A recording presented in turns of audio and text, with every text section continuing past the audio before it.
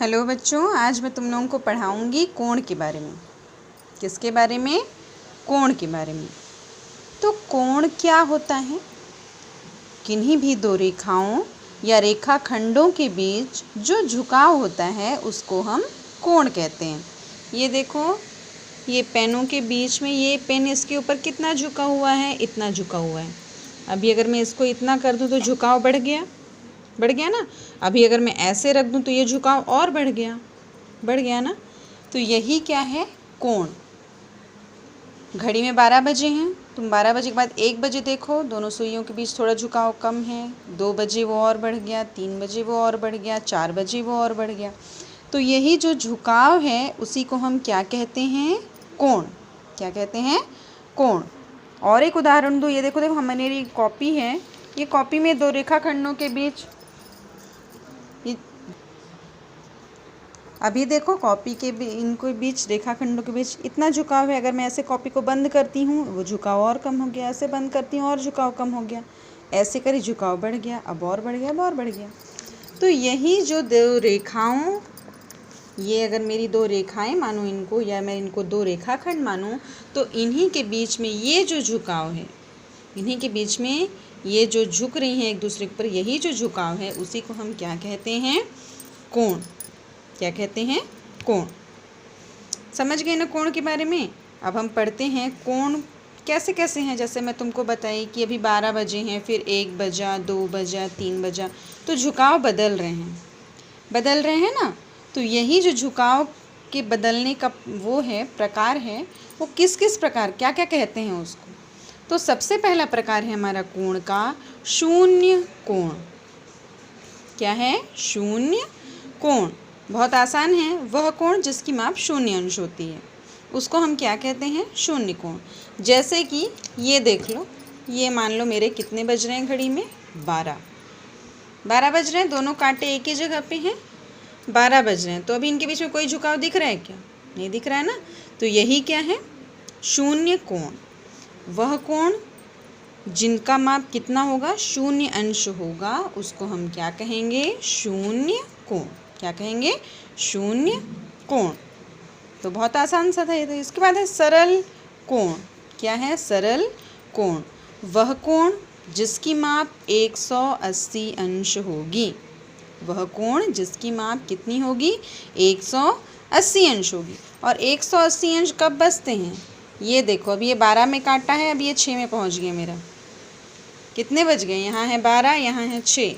अब ये जो झुकाव है, ये सीधी रेखा के जैसा बना ना, तो इन दोनों रेखाखंडों के बीच ये जो झुकाव है, इधर भी और इधर भी, यही क्या है? 180 अंश। चांदे में देखे हो ना 180 अंश, तो 180 अंश। तो जब ये झुकाव एक सरल रेखा, सीधी रेखा जैसा हो गया है, तो इसीलिए, क्योंकि ये सरल रेखा जैसे हो जाता है, इसीलिए इसको क्या कहते हैं? सरल कोण। और सरल कोण का माप कितना होता है? 180 अंश। तो वह कोण जिसका माप 180 अंश होता है उसको हम क्या कहते हैं? सरल कोण।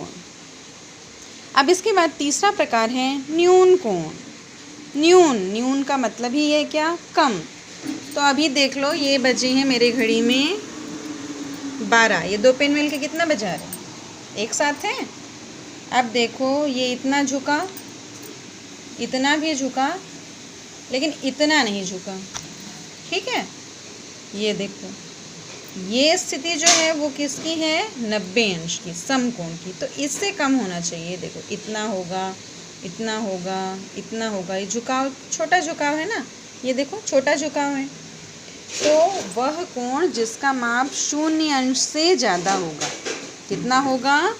ये 0 अंश था, इससे क्या होगा? ज़्यादा होगा। लेकिन ये जो हमारा 90 अंश होता है ना, इस 90 अंश से क्या होगा? कम होगा। तब हम उसको क्या कहेंगे? न्यून कोण। वह कोण जिसका माप 0 अंश से ज़्यादा होगा और 90 अंश से क्या होगा? कम होगा। तब हम उसको क्या कहेंगे? न्यून कोण। उसके बाद चौथा प्रकार है समकोण। समकोण बहुत आसान है। वह कोण जिसका माप 90 अंश हो। कितना हो? 90 अंश हो। ये स्थिति, घड़ी में देखो तो कितने बज रहे हैं? 3 बज रहे हैं ना। और 9 भी बजेंगे तब भी कितने बजेंगे, तब भी कौन सा कोण बनेगा, 90 अंश का कोण बनेगा। तो बहुत आसान है, वह कोण जिसका माप 90 अंश हो उसको हम क्या कहेंगे, समकोण। क्या कहेंगे उसको हम, समकोण। इसके बाद 5वां प्रकार है हमारा अधिक कोण। अब एक हम पढ़े न्यून कोण, उसी का उल्टा है अधिक कोण। तो अधिक कोण क्या होता है, ये हमारा 90 अंश का कोण हो गया। तो वह कोण जिसका मान 90 अंश से क्या हो, ज़्यादा हो। 90 अंश से ज़्यादा हो गया, यहाँ से यहाँ तक का झुकाव 90 अंश से ज़्यादा हो गया। तो वह कोण जिसका माप 90 अंश से ज़्यादा होगा, लेकिन ये जो 180 अंश है ना, ये जो 180 अंश है ना, इससे क्या होगा, वो कम होगा। 90 अंश से, एक बार मैं फिर करके, 90 अंश से ज़्यादा लेकिन 180 अंश से कम, तब हम इस कोण को क्या कहेंगे, अधिक कोण। जिसका माप होगा 90 अंश से ज़्यादा लेकिन 180 अंश से कम, उस प्रकार के कोण को क्या कहेंगे हम, अधिक कोण। इसके बाद है 6वां नंबर प्रतिवर्ती कोण। प्रतिवर्ती कोण को हम वृहद कोण भी कहते हैं। तो ये बन गया हमारा 180 अंश। ये हमारा क्या है, 180 अंश। तो जब हमारे कोण का मान 180 अंश से ज़्यादा हो जाए, ये देखो ऐसे ज़्यादा हो गया, ये देखो ज़्यादा हो गया। कितने बज गए घड़ी में, 7 बज गए, 7 बज गए, 8 बज गए, 9 बज गए, 10 बज गए, 11 भी बज गए। तब ये जितना भी बज रहा है ना, 6 बजे से ज़्यादा उधर, तो वो क्या कहलाएगा, हमारा प्रतिवर्ती कोण। लेकिन उसका झुकाव ये देखना है, ये झुकाव हमको इधर से नहीं लेना है, हमको कहाँ से, 12 से शुरू हुए थे ना हम।